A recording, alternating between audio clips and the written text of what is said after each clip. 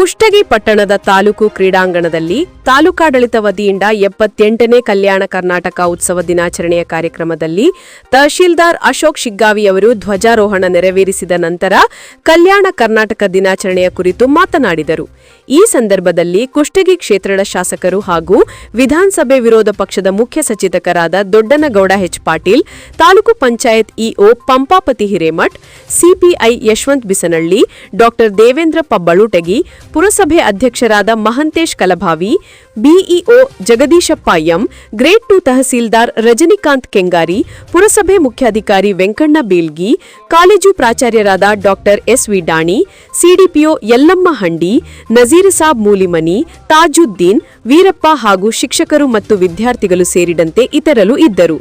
Bhimsen Rao Kulkarni, GM news, Kushtagi. ನಾವು ಕಲ್ಯಾಣ ಕರ್ನಾಟಕ ದಿನಾಚರಣೆ ಆಚರಿಸ್ತಾ ಇದ್ದೇವೆ. ನಾವು ಭಾರತೀಯರಾದ ನಾವು ಎಲ್ಲರೂ ಸ್ವಾತಂತ್ರ್ಯ ದಿನಾಚರಣೆಯನ್ನು ಒಂದೇ ಆಚರಣೆ ಮಾಡ್ತೀವಿ. ಆದರೆ ಹೈದರಾಬಾದ್ ಕರ್ನಾಟಕ ಜನತೆ ಮಾತ್ರ 2 ದಿನ ಸ್ವಾತಂತ್ರ್ಯ ದಿನಾಚರಣೆ ಆಚರಿಸ್ತಾ ಇದ್ದಾರೆ. ಯಾಕೆಂದರೆ 1947 ಆಗಸ್ಟ್ 15ರಂದು ನಾವು ಸ್ವಾತಂತ್ರ್ಯಗೊಂಡರೂ ಸಹ ಹೈದರಾಬಾದ್ ನಿಜಾಮ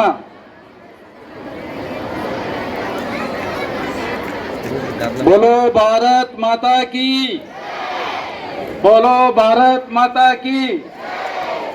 ಮುದ್ದು ಮಕ್ಕಳೇ ಸ್ವಲ್ಪ ಸೈಲೆಂಟ್ ಹಾಕೊಡ್ರಿ. ಸ್ವಾತಂತ್ರ್ಯಗೊಂಡರೂ ಸಹ ನಮ್ಮ ಹೈದರಾಬಾದ್ ನಿಜಾಮನು ತನ್ನದೇ ಆದ ರೇಡಿಯೋ ಸಂದೇಶವನ್ನು ಬಿತ್ತರಿಸಿ ನಾನು ಸ್ವತಂತ್ರ ರಾಜ್ಯವೆಂದು ಘೋಷಿಸಿಕೊಂಡು 1 ವರ್ಷ 1 ತಿಂಗಳ ಕಾಲ ತನ್ನ ಒಂದು ಆಡಳಿತವನ್ನು ಈ ಪ್ರಾಂತ್ಯದಲ್ಲಿ ನಡೆಸಿ ತನ್ನ ಒಂದು ಖಾಸಗಿ ಪಡೆ ರಜಾಕರ ಮುಂದಾಳತ್ವದಲ್ಲಿ ನಿಜಾಮನ ವಿರುದ್ಧ ಯಾರು ಧ್ವನಿ ಎತ್ತಾರೋ ಅವರನ್ನ ಹಿಂಸಿಸುವುದು, ಶೋಷಿಸುವುದು, ಲೂಟಿ ಮಾಡುವುದು, ಹೀಗೆ ಕೊಲೆ ಮಾಡುವುದು, ಹೀಗೆ ಹಲವಾರು ಕೃತ್ಯಗಳನ್ನು ಎಸಗಿ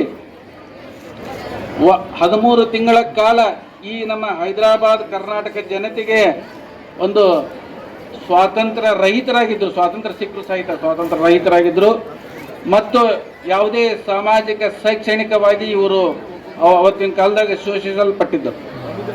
ಹಾಗೆ ಇವರ ಆಡಳಿತದ ವಿರುದ್ಧ ಹೈದರಾಬಾದ್ನಲ್ಲಿ ರಮಾನಂದ ತೀರ್ಥ ಸ್ವಾಮೀಜಿಯವರ ನೇತೃತ್ವದಲ್ಲಿ ಅಹಿಂಸಾ ಮೂಲಕ ಸತ್ಯಾಗ್ರಹ ಪ್ರಾರಂಭಿಸುವ ಮೂಲಕ ಹೋರಾಟವನ್ನು ಪ್ರಾರಂಭಿಸಿದರು. ಆ ಹೈದರಾಬಾದನ್ನು ವಶಪಡಿಸಿಕೊಂಡು ಹೈದರಾಬಾದ್ ನಿಜಾಮನಿಂದನೇ ರೇಡಿಯೋ ಬಿತ್ತರಿಸಿ ಈ ಹೈದರಾಬಾದ್ ಪ್ರಾಂತ್ಯವು ಸಹ ಒಂದು ಭಾರತದ ಒಂದು ಅವಿಭಾಜ್ಯ ಅಂಗ ಅಂತೇಳೆಂದು ಅವತ್ತಿನ ದಿವಸ ಬಿತ್ತರಿಸಿ ಅವತ್ತಿನ ದಿವಸ ಈ ಭಾಗದ ಜನರಿಗೆ ಸ್ವಾತಂತ್ರ್ಯ ಮತ್ತು ನಿಜಾಮನ ಆಡಳಿತದ ವಿಮೋಚನೆಯನ್ನು ಕಲ್ಪಿಸಿಕೊಡಲಾಗ್ತದೆ. ಅವತ್ತಿನಿಂದ ಇವತ್ತಿನವರೆಗೂ ನಾವು 78ನೇ ಒಂದು ಕಲ್ಯಾಣ ಕರ್ನಾಟಕ ದಿನಾಚರಣೆ ಆಚರಣೆ ಮಾಡ್ತಾ ಬಂದಿದ್ದೇವೆ.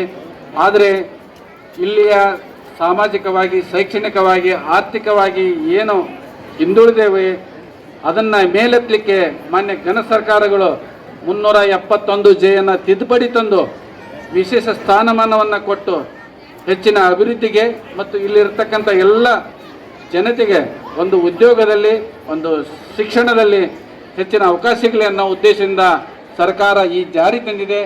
ಇದರ ಪ್ರಯೋಜನವನ್ನು ಪಡೆದುಕೊಂಡು ನಾವು ಎಲ್ಲರೂ ಅಭಿವೃದ್ಧಿ ಪರ ಸಾಗೋಣ ಅಂತ ಆಶಿಸುತ್ತಾ ಈ ಸಂದರ್ಭದಲ್ಲಿ ಸಂದೇಶ ನೀಡಲಿಕ್ಕೆ ತಾವು ಅವಕಾಶ ಮಾಡಿಕೊಟ್ಟಿದ್ದಕ್ಕೆ ತಮ್ಮೆಲ್ಲರಿಗೂ ಮತ್ತೊಮ್ಮೆ ಧನ್ಯವಾದ ಅರ್ಪಿಸಿ ಮತ್ತೊಮ್ಮೆ